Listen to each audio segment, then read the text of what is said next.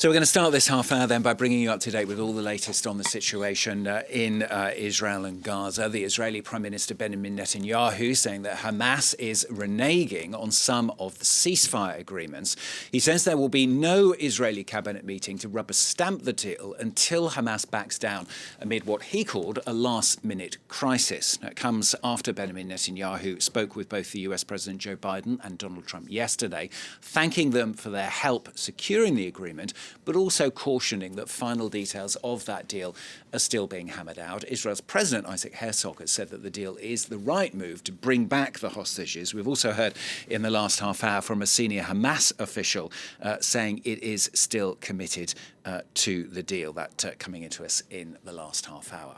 Well, I'm joined here on set now by Andrew Hilliar from France 24's International Affairs Desk. Andy, it's difficult to know, isn't it, whether this is sort of last-minute juxtapositioning or whether there's a lot more to these disagreements. We don't know at this stage still whether this cabinet meeting is going to happen today or not. Yeah, absolutely.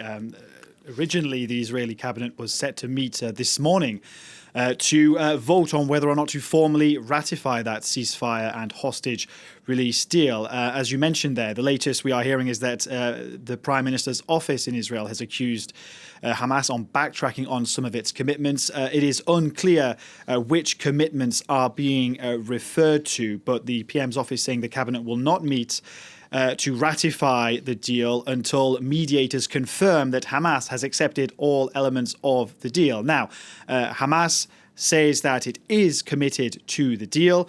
What we do know is that most of the Israeli cabinet has already come out in support of this deal, with the exception of the cabinet's two far-right ministers, Bezalel Smotrich, the finance minister, and Itamar Ben-Gvir, the far-right national security minister. Now, also important to point out, Israeli media has been reporting that Smotrich's party, Religious Zionism, which is a member of Benjamin Netanyahu's ruling coalition, is also holding a meeting this morning to decide whether or not they will withdraw their support for Israel's, for Benjamin Netanyahu's coalition government. Now, Benjamin Netanyahu relies on the support of those two far-right parties for his government. If those two parties withdraw their support, that means that his coalition government will collapse and Netanyahu will lose his majority in the Israeli parliament, in the Knesset. So is that having an impact on the decision to